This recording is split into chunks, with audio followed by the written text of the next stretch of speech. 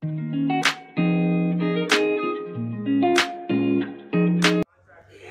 guys, it's Juanita Coley, And Sheila McGee-Smith. and check out our video. Thank you.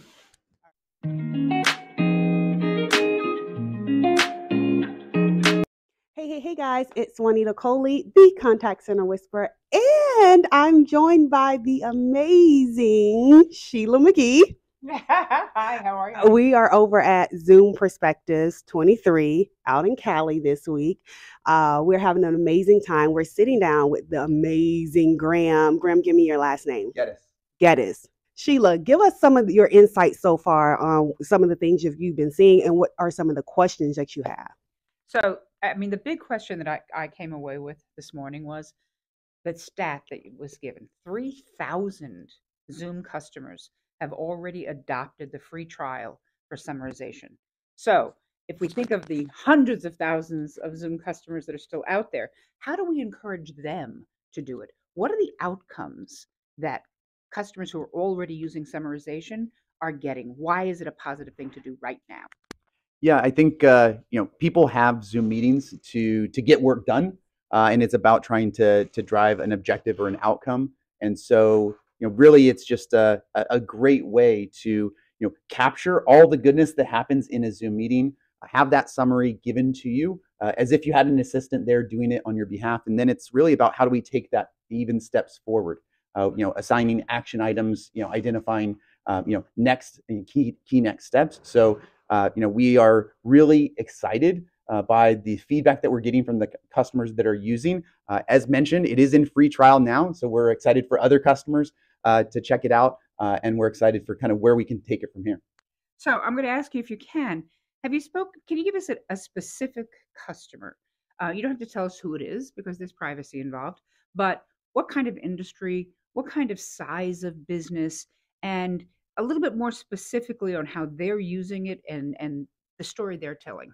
Yeah, so actually, just a meeting last week. I won't share the customer name, but it's say a large enterprise manufacturing customer that works in kind of the silicon space, and they're actually using meeting summarization. Like I mentioned, it's about assigning, kind of categorizing all that happens in their Zoom meetings.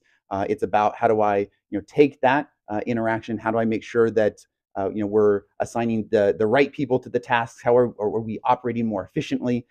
They're very interested in how we can even take it steps further, as I mentioned, assigning action items and other things that we're looking into. But it's really about them, specific to cohorts of users that are really operated around kind of project-based work, and how do I capture that, keep things on task, and automating that in a way that they haven't been able to possibly in the past. And so what you see Graham hinting at here is some of the interesting things that Zoom is working on to expand the capability of summarization. And so we'll be looking forward to that at Zoomtopia. Yeah. So, Graham, I have a question for you. I'm interested in next best action when we think about AI.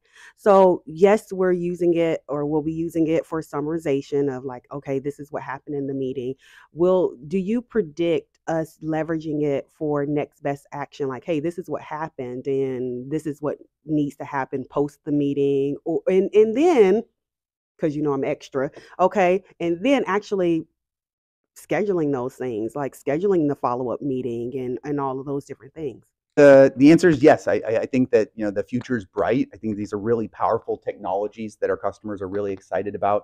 And how do we use them to automate and make people a more efficient use of people's time? So those are the areas that our customers are excited about. It starts even more basic. Things like translated captions, the ability to democratize the globe, people speaking different languages. I was just meeting with a customer in Japan last week, and the ability to turn on translated captions and have that that rich dialogue where people can speak in their own language, but then taking that a step further with summarization, getting into things like in the future next best action. But then where do we take it from there? Of how do we continue to make things simple and easy for our customers? So lots of focus in those areas. I'll defer, but as far as commenting too much further on that, but I think there's never been a more exciting time to be in this space, especially for those of us that have been here doing this for a long time. But I think that we're really going to be able to deliver on the promise that the industry's been talking about for a number of years, maybe decades, with some of these kind of current capabilities, as well as where we move from here.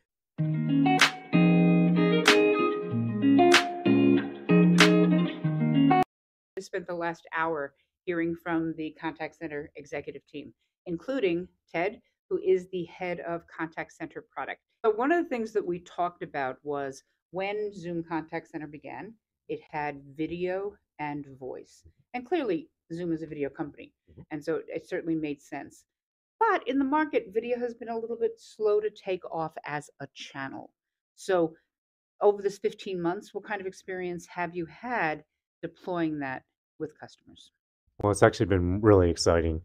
So we have customers today across all industries, from healthcare to financial to retail, as well as education, that have adapted Zoom Contact Center video. And so telehealth is an obvious example and traditional.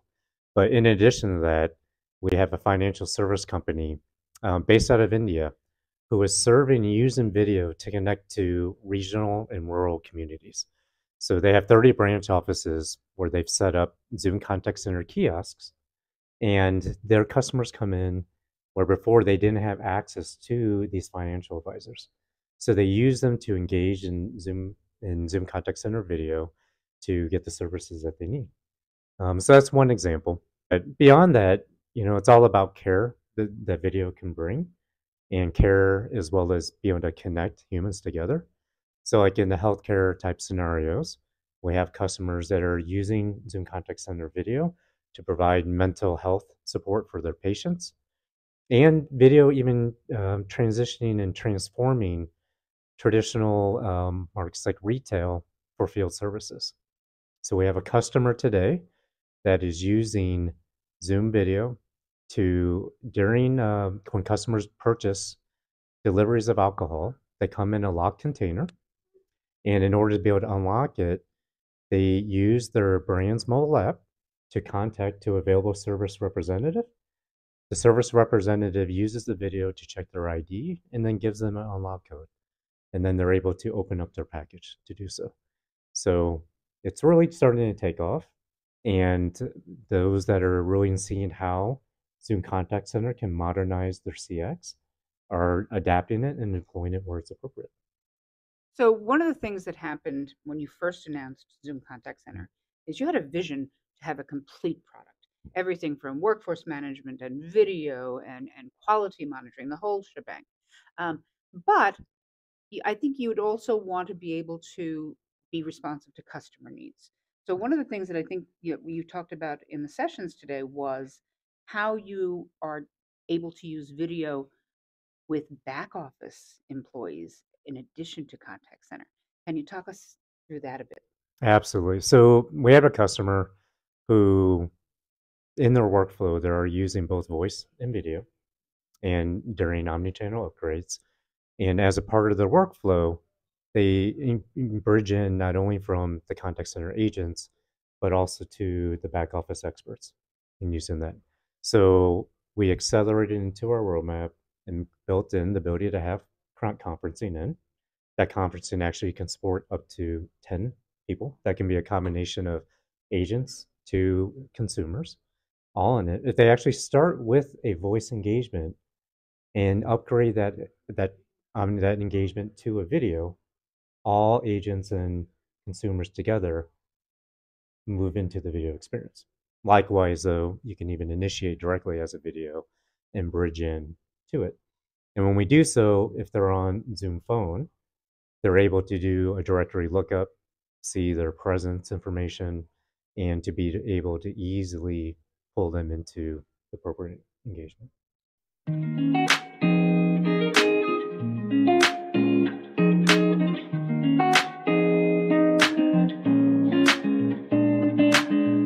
I'm here at Perspectives in California. Sheila and I have been having these amazing sessions, and so we're doing these little snippets, right? So this is a behind the scenes with Kentis. Kentis is head of contact center and phone. Give me your official All title right. role. Yeah. So so I'm head of product contact center ecosystem, and now WEM. I love you guys' titles, by the way. It's like We are just adding more and more. adding more and more Yeah. because you move at Zoom speed. Exactly. You got to, Yeah, so you that got to have is. multiple titles. Okay. Absolutely. So we were having a session around contact center, and Mhm. I've been waiting for this session. You all have been talking a lot at Perspectives around AI. Yeah. So tell me a little bit more of how you are infusing AI into contact center and WFM. Absolutely. We are so excited with AI in the contact center. And obviously, AI in the contact center is nothing new, right? And, it goes back to years and years. We've talked about conversational AI in the industry. But I think what we're seeing is that it's accelerating by the adoption of customers. What customers are adopting with AI, we are seeing more acceptance as well. Traditional self-service IVRs, we've seen that how it's evolving. Obviously, now with Zoom Virtual Agent, we've heard from this morning on how we are infusing AI and generative AI in that. So that's going to be a big portion of how we increase productivity with generative AI, right? And then you've talked about WFM, WEM. So in our suite of product of WEM, Workforce Engagement Management, we have two core products that we're working on. Workforce management that we've launched. So let's talk about that first. So workforce management, when we talk about first workforce management, there are three key areas for us. So forecasting, scheduling, and intraday management. Now within forecasting, we are using that same federated approach that we've talked about in the AI session this morning. With workforce management forecasting, there are two models that we are using for forecasting. One is our own model that we've built, but also we are using Profit from Meta. So depending on the customer use case, depending on the call volumes that we have, the interaction volumes, we choose which model will adapt better to forecast better. As we grow, we will continue to expand the number of models that we bring into forecasting. And then the second product that we are in beta with right now is quality management. And that is leveraging the same AI capabilities that we've heard this morning in the main session with Mahesh and Smita. But our product that used to be called IQ for Sales, now we are bringing that into the contact center. So that's leveraging AI as well on how do we coach agents, how do we improve agents, and all of that.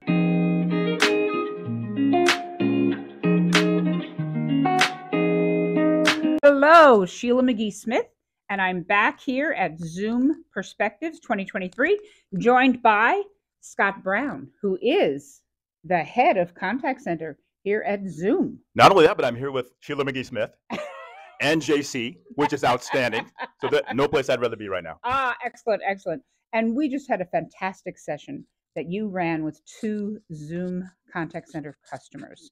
And I love the fact that you picked two very different customers. One, 3,000 agents. One, 200 agents, but a very interesting use case. So first, we're going to say we're not going to talk about the company names because we're respecting their privacy, but we'll talk about a little bit about the use cases.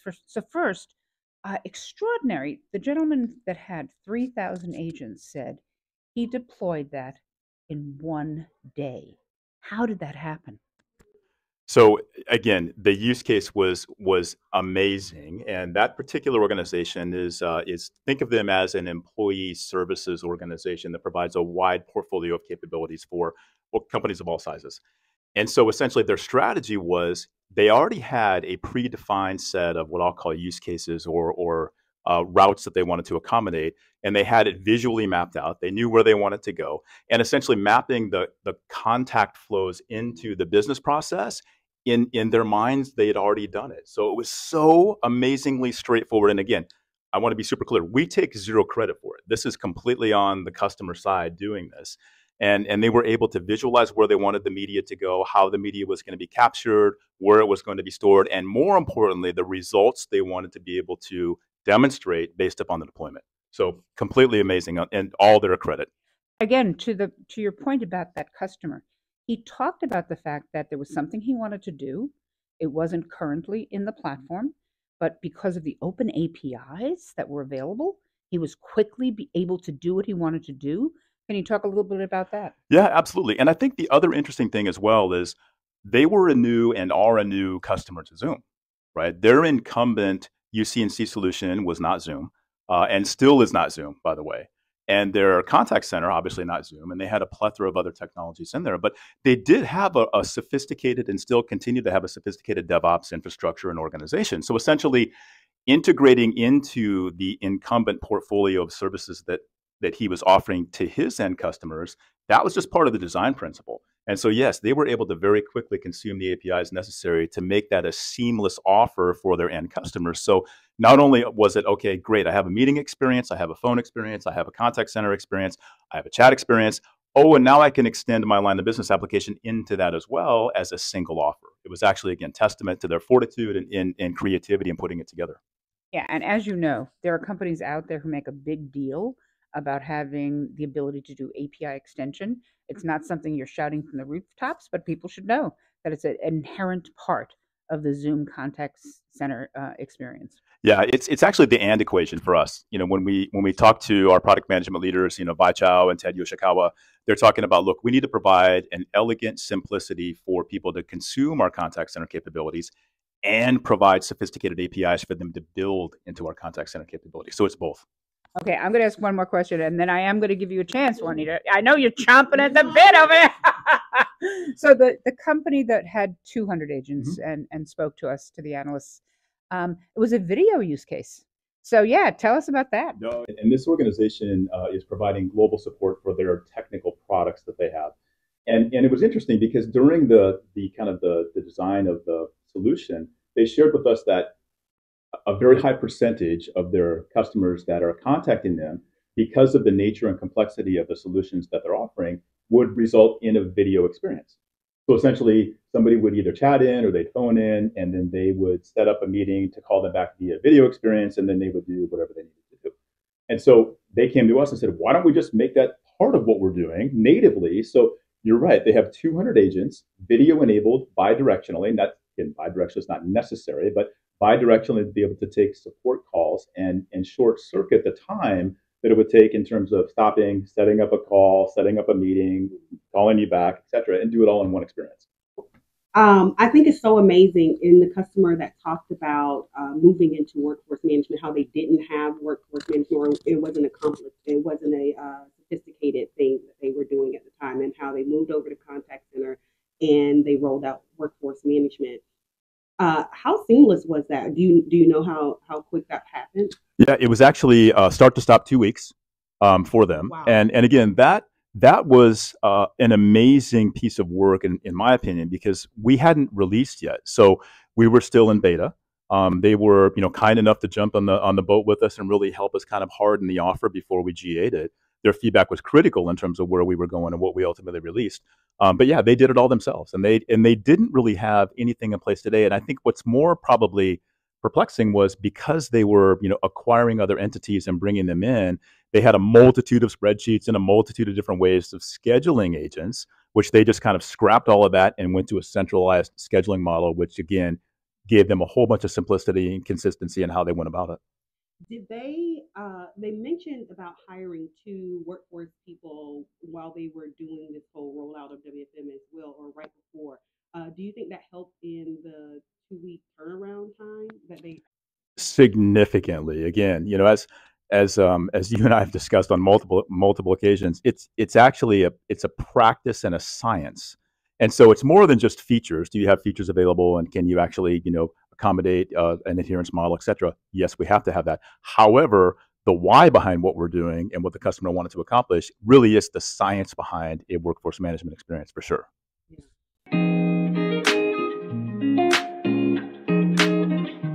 We just finished an epic session with John and Gideon, welcoming them to the Zoom family from WorkVivo, right? So CEO and CMO from WorkVivo. So John, you both had a session, and you talked about, I asked a question around employee satisfaction, and you so sharply said that it's not so much about employee satisfaction, but around employee engagement. Drill down on that for me. So I think people, naturally worry about employee satisfaction, and that's really important. But the more important thing and what we measure is not employee satisfaction, it's employee engagement, right? Employees can be satisfied, but it doesn't mean they're engaged at all. And engagement and true engagement is what drives performance, it's what drives energy, it's what drives an organization forward, right? Innovation, creativity comes from engagement. It doesn't come from employee satisfaction. And that's what we influence. Like WorkVivo, I know we talked about them in there, but we've got huge case studies on the difference, the meaningful difference in engagement that we've been able to bring to organizations. And I think, we're all familiar with the research that shows the incredible correlation between engagement and performance, and engagement and employee retention, and engagement and customer experience. So that's what we care more about. Yeah, you get a more engaged employee, you get higher productivity, you get better ROI. Yeah, I love that. Gideon, tell me, when you talked about, WorkVivo's talking a lot about digital workplace. What does that look like? What does that mean?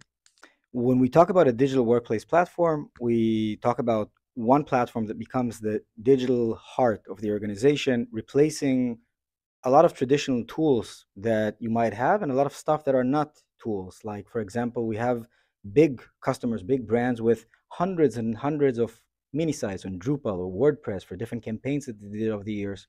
All these things need to be maintained, need to be secured if it's an enterprise, right? And that's a very large cost.